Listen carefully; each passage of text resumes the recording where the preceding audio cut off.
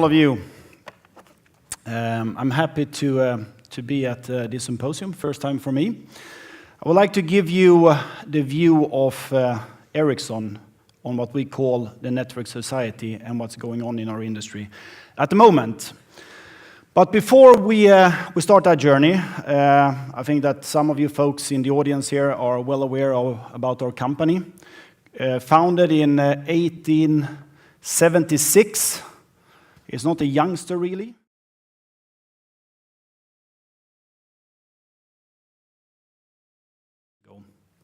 You can say that innovation is close to our heart, since our customers, our society, and the technology is constantly changing. Today, our business is, of course, not only with operators. We are working with media companies, we are working with public safety companies, transportation companies, utility companies, and whatever more is out there that needs our help to use the technology foundation that we are creating. To give you some insights on the numbers that you see in front of you, 50% of all DLT traffic in the world is flowing through our networks today. We are, of course, very proud that the first commercially launched network in the world, LTE, was here in Stockholm, December 2009, together with Telia Sonera. We also have 1 billion, you can say, subscribers out there, and now you would say, how can Ericsson have subscribers? Together with our customers, we have agreed that we are running the networks for them. So we are running networks around the world where we have 1 billion people connected today on a 24/7 basis. We also have, in order to perform that work, but also to support our customers out in the field every day, we have some 64,000 service engineers around 180 countries working with our customers every day. We're also spending some 33 billion in R&D every year, and that happens to coincide with 33,000 patents. It's not kind of a clear connection there, because they are accumulated over a long period of time, but it's 33,000 world patents, which of course is saying that we are focusing a lot on innovation and pushing the technology forward. And in R&D we have some 24,000 people working worldwide as well. Okay, what is then happening out there globally right now?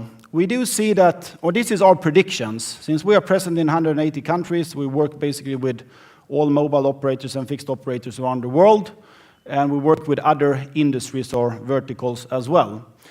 So we do predictions. Our prediction says that you will have PCs and tablets basically going from 250 million devices today to some 750 million in a time span of 2019.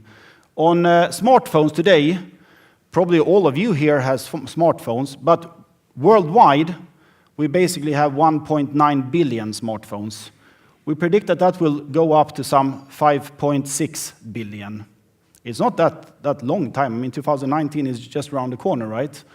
We also predict that the mobile data traffic, and now we know from, Telia Sonera, they're saying that the traffic is doubling every year, but we say it's going to go up some 10 times more until 2019. You can just imagine what demand that is putting on the networks that we're building today.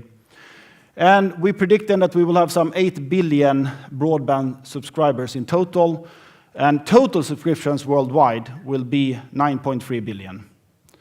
Now, I'm not talking about machine to machine, I'm talking about subscribers. I'm coming back to that other topic in a while. But what this means, folks, is that basically, a guesstimate, but we will have 5 billion more people in the world connected to internet. Okay? What will they demand? It's 5 billion people that have never been on internet today. They will have it in their pocket, their tablet, PC, or somewhere else. That is going to change the way we do business and the way we live our lives. We also talk about something else, and that is kind of the installation phase and the deployment phase. We are right now at the 5th industrial revolution. You had the first ones, which was kind of the Industrial Revolution, then came steel, then steam, then you had steel and heavy engineering, and after that you had the oil, the automotive industry, but right now it's more about IT and telecom and data.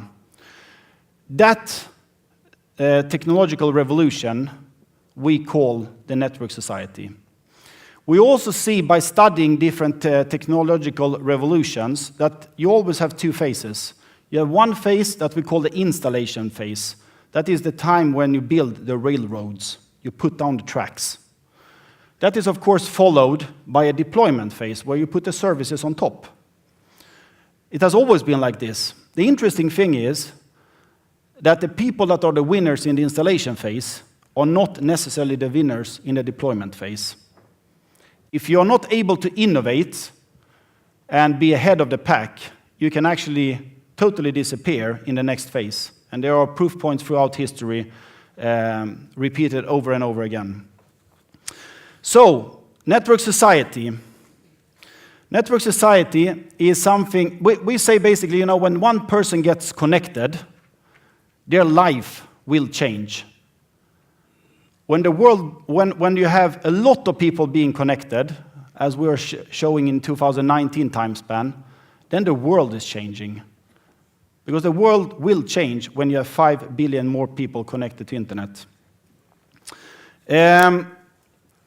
We also say that you will, of course, in this network society, you will have access to any type of information at any given location in the world, to or from any given type of device. And it's going to affect everything around us. How we consume healthcare, learning, public safety, transportation. So it concerns all industries, and the ones that are able to innovate is, of course, the ones that will be the winners. It's about a new mindset. You have different type of drivers for the network society. I mean, when it comes to people, it's a lot about the kind of the lifestyle that we want to live, right? We want to be connected, we want to be updated, we want to have access to information. For the industries, it's about more chasing efficiency, higher profitabilities, being more connected to your customers, having access to more updated data to be able to take better decisions and so on.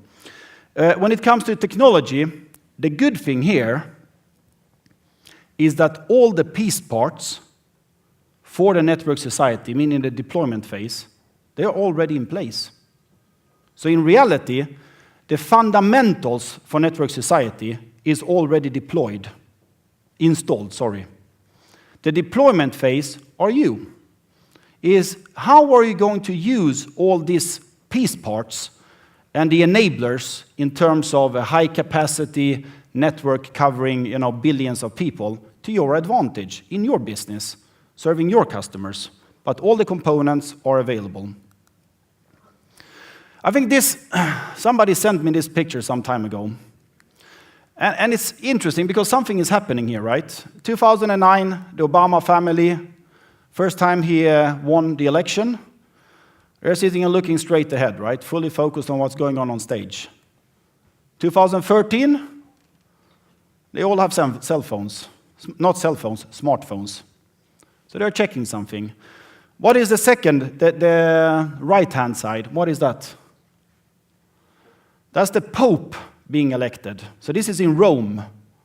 So you have the first Pope. What was his name? Can't remember. 2005. I have it in my speaker script if you want to know. It was the Pope's name in 2005 was Benedict, and now it's Pope Francis. So 2005, 2013, I see one cell phone out there on the right corner, but it's tablets and smartphones taking pictures, putting them on Instagram, blogging, whatever people are doing. It's a huge change. So what we talk about is the 50 billion connected devices by 2020. That is our kind of outlook that we're working against. And it actually took 100 years to connect 1 billion places.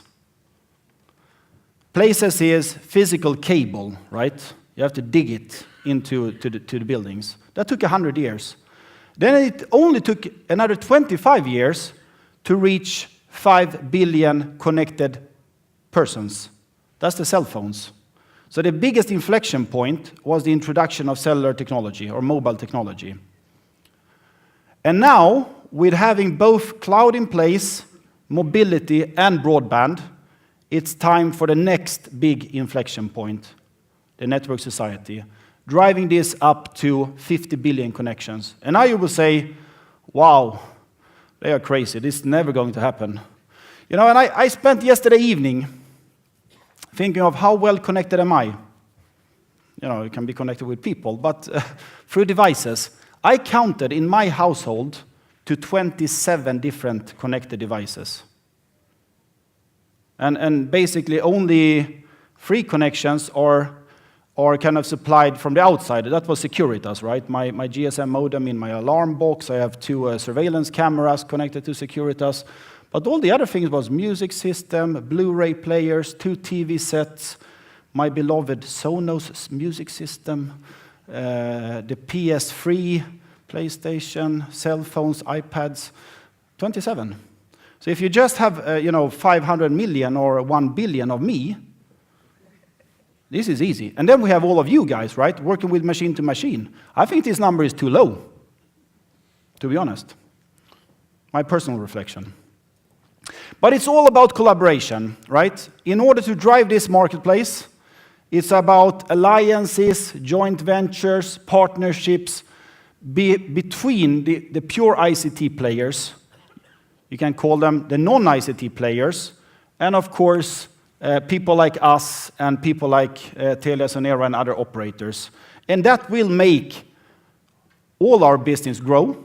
It will improve efficiency for the companies that we're working with, and I would say most importantly, staying ahead of the pack, being different, differentiation. So we all need to embrace change, not reactively, because somebody else is doing it, but you need to drive it to stay ahead. Else you will be eaten, trust me. And it's happened over and over again throughout history. So we're looking at industries in transformation. You can probably pick, any type of industry. But utilities, we see a lot of demand, also from a regulatory point of view, when it comes to smart meters. In some countries around the world, that is absolutely, the legislation say that you need to fix it. And that is happening. But it's also increasing, the way you do customer care, and it's also benefiting society at large on how we consume power and so on. Transportation, I will give you 2 examples later on, but of course this is both from a entertainment and infotainment point of view, but it's also, making the cars work better, how you do the upgrades, how you kind of work with cars coming into service and so on. And then you have safety and security. You could probably add healthcare as well, which is a huge potential that we don't have on this one. But you can virtually pick any industries, and they can benefit of working with the different components of network society. I just found this one, which is the media transformation. It's PVC, so it's not the Ericsson numbers, and it's global. 2007, $403 billion US. The physical delivery is, of course, the blue part, right? That was the DVDs, it was the CDs, it was the books, and so on.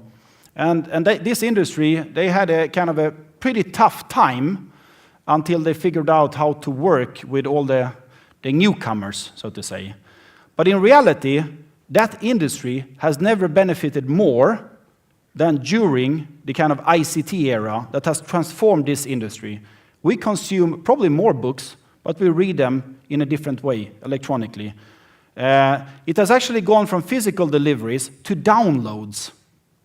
But people don't even download anymore. Now we stream. So that's also part of the upper part. So it has actually transformed twice during a very short time period. And the companies that have not embraced this change, they probably don't exist anymore. Some of them at least. And this is only going to continue. Maersk, you know about this company? 600 container vessels, the largest container shipping company on the planet. At any given point in time, they have 3 million full-size containers somewhere moving around on our planet. We worked with them. We have, they wanted better return on capital. They wanted to cut fuel consumption. They wanted to have, better logistical flows. And they wanted, the crew on the ship, of course, to get access to everything that all of us are used to. So they now have a vessel end-to-end connectivity solution from Ericsson. So you can say that every boat is a floating mobile network. They could actually, if they wanted, have their own country prefix, and you could actually roam into the boat as you come sailing. That would be pretty cool, right? You sign up for a day and you follow the boat and you have access to internet. But this have given them a huge cut on their costs. It's about efficiency and cost optimization, and of course, cutting CO2 emissions. And there is constantly new things that you can add in order to help Maersk achieve their goals. There's one thing that is fascinating about this. I don't know if this is the biggest boat they have, but you know how many full-size containers their biggest boat takes? Anybody can make a guess? 18,000. You're spot on. That's the newest one. 18,000 full-size containers. That's huge. I wish that all of those containers were connected. Maybe they will be. I don't know. Okay, connected cars. Now, this is not a Tesla. It's a Volvo. We have worked with Volvo from two aspects. They, of course, want to have better control of the car, but also in order to allow the people using the car to have access basically to the same things that you have on your normal connections at home, but in the car. So it's actually connecting Volvo cars, their own IT system, with all the services that are available on the, you can say, in the cloud. So it's a cloud-based solution. It's a managed service solution where we are running the platforms delivered through what we call the multimedia service delivery platform. And the cool thing about this is that it's opening up so that Volvo cars can let in, external developers, opening up an ecosystem so that people can develop applications for the car. That has not been done before, maybe by Tesla, but not by a lot of other ones. The last one is a smart metering case. It's E.ON in Sweden, where we have engaged with them, and it's a hosting and managed service solution. It's data collection. It's running the meters. It's doing the field maintenance out in the field, handling big data, crunching data, making sure that E.ON get access to a lot of more data about how people are consuming their product, so to say. So it's a smart metering as a service. We're not selling the boxes themselves, so to say. A personal reflection on this one, my advice to power utility companies, I had an outage in my house. And you start looking for the fuse, and you say, there's nothing wrong in my house. And then eventually you have to call. It's not E.ON, sorry. I will not tell exactly where I live. I don't live in Stockholm either. Nobody mentioned, nobody forgotten. But this guy tells me, we don't know. You checked all the kind of fuses you have in the house? Yeah, nothing wrong. No. Can you walk out in the street? And I said, why? Can you check if your neighbors have electricity? That was kind of the precision they had, So I came, I had my cell phone. Yeah, they have, the lights are on. Yeah, then it's something wrong in your house. It's like, okay, thank you, I knew that. But if you now have a smart meter, this is like Telia Sonera, if you call your help desk, they will say, from your fixed line, because your cell phone doesn't work, they will say, can you go out on the street and find somebody else with a Telia subscription in their cell phone and check if they have a service? It's like, come on. You know, they would probably tell you that, yeah, we have a problem, you know, the base station or whatever down in the city center is out, we are working on it, we hope to bring it back up to service in 5 minutes. These guys, you know, my power utility company, they didn't have a clue. I would prefer that they called me and said, you have a problem in your house, send somebody to sell, you know, to save the groceries, and you know, if you have a problem with the heating. That was not the case. Okay? So, again, our vision is of course built that anything that is benefiting of being connected will be connected. And it is about, you know, people, it is about sharing knowledge. We will have all the type of devices that we need in order to connect.